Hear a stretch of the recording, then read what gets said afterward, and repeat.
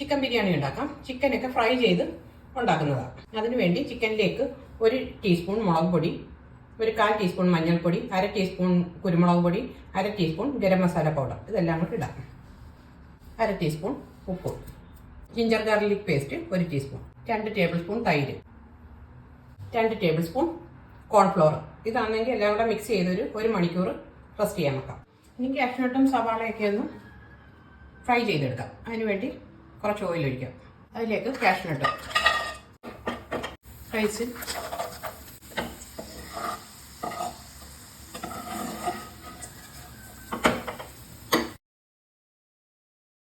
അതിലേക്ക് കുറച്ച് ക്യാരറ്റ്, അതിലേക്ക് ഒരു 1/4 ടീസ്പൂൺ ഉപ്പിടാം. ക്യാരറ്റ് ഒന്ന് കോരിയെടുക്കാം. അതിലേക്ക് 2 സവാള അരിഞ്ഞത് അതൊന്ന് ഫ്രൈ ചെയ്തെടുക്കാം. ഇനി ഈ സവാളയും കോരിയെടുക്കാം. മൂത്തിട്ടുണ്ട്.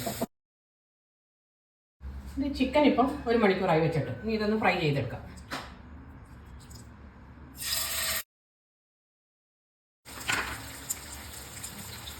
ഇത് ഇനി എടുക്കാം. ഫ്രൈ ആയിട്ടുണ്ട്. ഈ ചിക്കൻ ഫ്രൈ ചെയ്ത ഈ ഓയിലിലേക്ക് 3 സവാള അരിഞ്ഞത് ചേർക്കാം.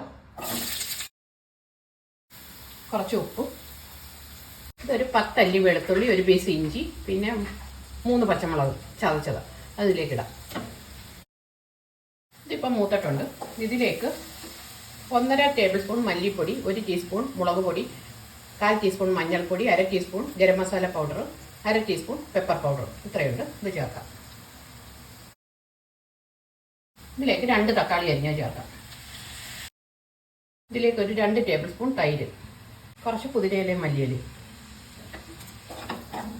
ഇനി ഇത് 5 മിനിറ്റ് ചെറിയ തീയിലൊന്ന് കുക്ക് ചെയ്യാം. ഇടയ്ക്കിടയ്ക്ക് ഒന്ന് ഇളക്കി കൊടുക്കണം. വഴന്ന് വന്നിട്ടുണ്ട്. ഇതിലേക്ക് ചിക്കൻ ചേർക്കാം. ഇതിലേക്ക് തിളച്ച 1 കപ്പ് വെള്ളം ഒഴിക്കാം. ഇനി ഇത് പറ്റുന്നവരെ ഒന്ന് ഇരിക്കട്ടെ. ഇനി ചോറ് വെക്കാം. അരിയാന് വേണ്ടി ഈ കലത്തിൽ 3/4 കലത്തോളം വെള്ളം എടുത്തിട്ടുണ്ട്. ഊറ്റിയെടുക്കാൻ വേണ്ടിയാണ്. അതിലേക്ക് 2 ടേബിൾ സ്പൂൺ ഉപ്പ്,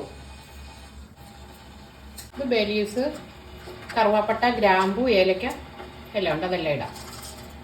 പിന്നെ 1 ടീസ്പൂൺ നാരങ്ങ നീര്. ഇത് നന്നായിട്ടൊന്ന് തിളക്കട്ടെ. വെള്ളം തിളച്ചിട്ടുണ്ട്. അതിലേക്ക് ഇത് 2 കപ്പ് ബസ്മതി റൈസ് അരമണിക്കൂർ കുതിർത്തതാണ്, അത് ഇതിലേക്കിടാം. ഉപ്പ് നോക്കണം. ഇനി ഇതൊരു 3/4 വേവാകുമ്പോൾ ഊറ്റിയെടുക്കാം. ഇതിപ്പോൾ ഒരു 3/4 വേവായിട്ടുണ്ട്. ഇനി ഇത് ഊറ്റിയെടുക്കാം. ഇനി ഇത് ദം ചെയ്യാം. അതിന് വേണ്ടി ഇതിൽ തന്നെയാണ് ദം ചെയ്യുന്നത്. കുറച്ച് ചിക്കൻ കറി ഇനി മാറ്റാം.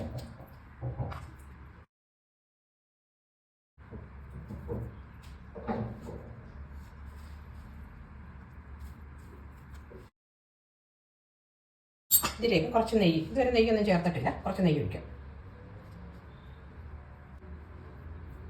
ഇത് കുറച്ച് വെള്ളത്തിൽ കലക്കിയ മഞ്ഞൾപ്പൊടിയാണ്, ചെറിയൊരു കളറിന് വേണ്ടി. കുറച്ച് പുതിനയില, സവാള, കാഷ്നട്ട്, റൈസിൻ എല്ലാം ഇതിന് മുകളിലിടാം. ഈ ഗ്യാസ് ഓണാക്കിയിട്ട് ചെറിയ ഫ്ലെയിമിൽ ഒരു പാത്രമോ എന്തെങ്കിലും ഒരു ദോശക്കല്ലോ എന്തെങ്കിലും വെക്കാം. അടി ഗ്രേവി ഇല്ലെങ്കിൽ ഒരു കുറച്ച് തിളച്ച വെള്ളം മേളിലോട്ട് ഇങ്ങനെ ഒഴിച്ചേക്കണം, അല്ലെങ്കിൽ അടി പിടിക്കും. ഗ്രേവി ഉണ്ടെങ്കിൽ കുഴപ്പമില്ല. അതിലേക്കൊരു പാത്രം വെച്ചിട്ട് എന്തെങ്കിലും ഒരു വെയിറ്റ് വെക്കണം. ഇത് വെക്കാം. വെച്ചിട്ട് ഇനി ഒരു 15 മിനിറ്റ് ഇരിക്കട്ടെ. ഇതിപ്പം 15 മിനിറ്റായി. ഇനി ഈ വെള്ളവും പാത്രം എടുത്ത് മാറ്റാം. ഇനി ഇത് ഓഫാക്കാം.